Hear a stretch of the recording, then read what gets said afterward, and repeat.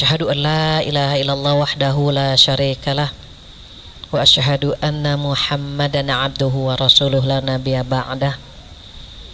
Yang kita sayangi Ibu Vera dan ibu-ibu jamaah Rumil Al-Hilyah yang wajahnya manis-manis ya, orang Cinere itu manis-manis, Masya Allah, Alhamdulillah.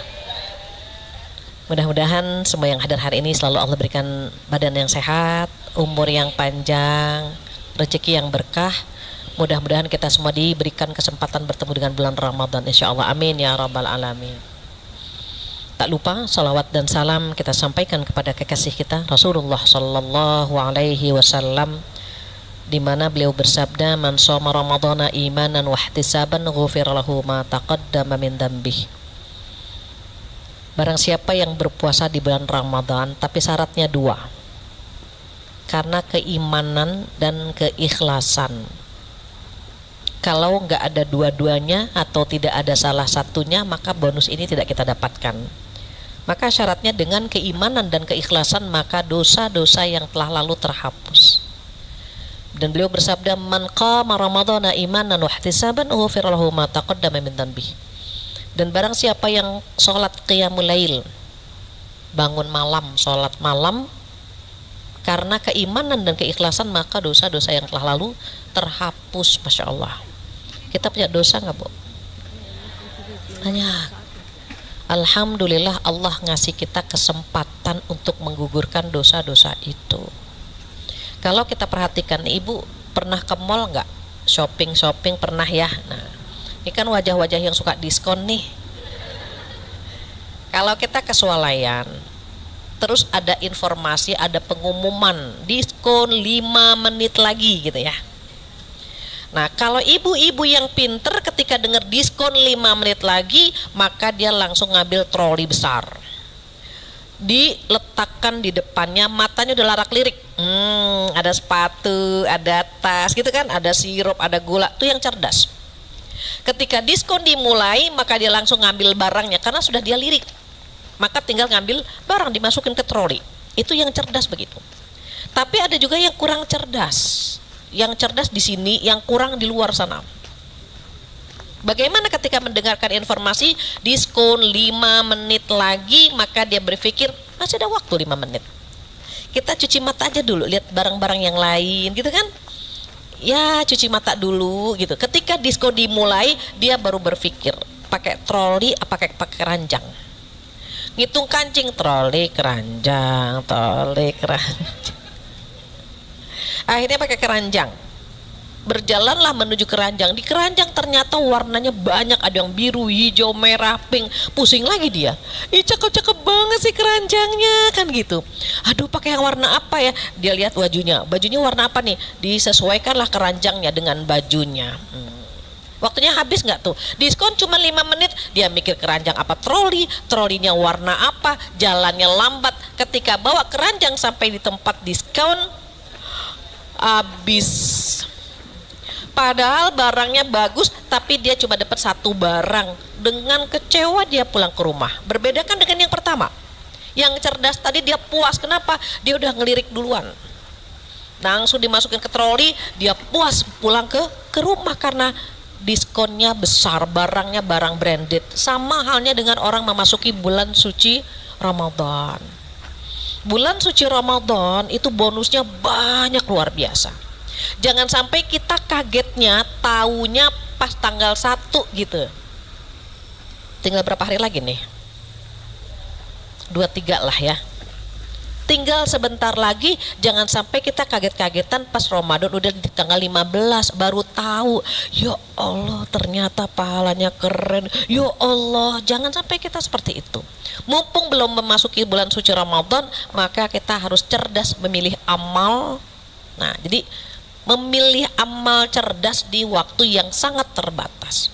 Cuma dikasih waktu 1 bulan, cuma dikasih waktu 30 hari, kira-kira amal apa yang perlu kita lirik, yang kira-kira bonusnya besar, barangnya keren kan gitu. Maka saat kita ingin memilih amal cerdas di waktu terbatas, kurang lebih ada 10. Nah, ini 10 amal cerdas ini kita perhatikan karena umumnya orang lalai umumnya orang mengejar puasa karena bukan hanya pahala ya, bukan hanya pahala, tapi lebih kepada pengen ketemu Idul Fitrinya gitu. Kalau di sini kan enggak. Orang puasa itu, mohon maaf Ibu, orang menyambut Ramadan itu ada 3 kelas. Orang berpuasa itu ada 3 kelas. Kelas yang pertama nih orang-orang umum, orang-orang awam yang puasanya cuma menahan lapar dan dahaga saja. Cuma itu saja. Tapi ngerumpi masih jalan. STMJ, sholatnya terus maksiat jalan. Itu STMJ. Terus gimana dong kalau kita di sini naiklah ke kelas 2. Jangan sampai dari tahun ke tahun kita kelas 1 terus. Diingat kelas 1 adalah kelasnya orang-orang awam. Kelas umum. Kelas 1 kelas umum. Cuma nahan lapar dahaga saja. That's it. Kita mau yang kelas berapa? Kelas 2. Kejar puasa di kelas 2. Kelas 2 ini orang-orang yang puasanya, ibadah puasanya itu menahan lapar dahaga, menahan hawa nafsu, menjauhi hal-hal yang merusak pahala puasa. Jadi ada orang puasa nggak batal tapi nggak dapat pahala, rugi kan? Kata Rasulullah, mereka ini cuma dapat lapar dahaga saja, tapi nggak dapat pahala, rugi. Dan kita nggak mau di kelas 1, makanya kita naik ke kelas 2. Pengen yang ibadah puasanya kita dapat nilai bagus di wisuda pula, dapat titel takwa. Kita kan sama-sama nih Bu, sebentar lagi kita akan memasuki sebuah kampus, pendidikannya cuma 30 hari, tapi nilainya berbeda-beda. Ada yang dapat 70, 80, ada yang cum laude dan seterusnya. Dan insya Allah kita sama-sama di wisuda dengan dapat titel apa? Takwa. Banyak loh Bu yang gugur nggak dapat titel takwa. Kenapa? Nggak mampu menahan hawa nafsu. Jadi orang-orang di kelas 2 ini namanya kelas khusus. Kalau kelas 1 namanya kelas umum. Kelas 2 kelas khusus. Dia ketika puasa bukan hanya nahan lapar dahaga saja, tapi matanya, hatinya, lisannya dia jaga semua. Maka ada 5 hal yang merusak pahala puasa yang membuat seseorang hanya dapat lapar dan dahaga saja. 5 ini 4 pekerjaan lisan, 1 pekerjaan mata. Sementara perempuan itu paling banyak bicara. Laki-laki mengumbar matanya. Jadi kalau laki-laki harus menahan pandangan, perempuan harus menahan lisan. Tapi sayangnya di bulan Ramadan yang merusak pahala puasa 4 pekerjaan lisan. Apa saja yang 4 ini? Pertama, dusta, bohong. Nah, kalau bohong batalin puasa? Iya. Terus bagaimana kalau kita keceplosan bohong? Kita sedang belajar bagaimana tidak bohong. Bukan hanya di bulan Ramadan, setiap hari kita nahan itu. Bagaimana kita nggak bohong? Pakainya apa dong? Pakainya tauriyah. Apa tauriyah? Tauriyah itu diplomasi. Rasulullah SAW berdiplomasi saat ditanya oleh seorang kafir, dari mana? Beliau jawab, dari air. Mereka memahaminya dari sumur atau dari sungai, dari air kan? Padahal yang dimaksud Rasulullah SAW dari air, maksudnya dari air mani. Manusia kan dari air mani diciptakan.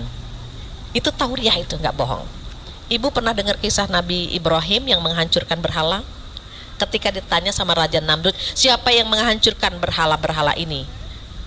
Apa kata Nabi Ibrahim? Tanya saja sama berhala yang paling besar, kapaknya ada di dia. Bohong nggak?